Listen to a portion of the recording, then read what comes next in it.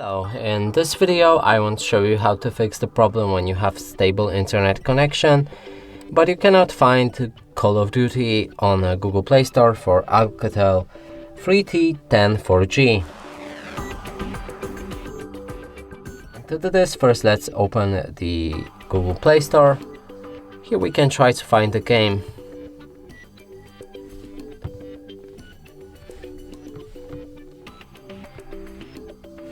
Call of Duty, and as you can see there's no real results that we're looking for.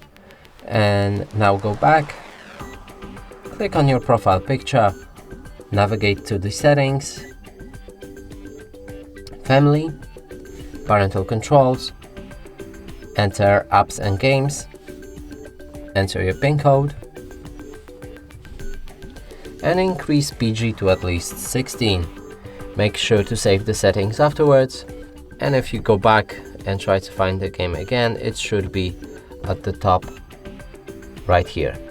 And that's it for this video. Hope you like it. Please consider subscribing to our channel, leave a like and a comment below.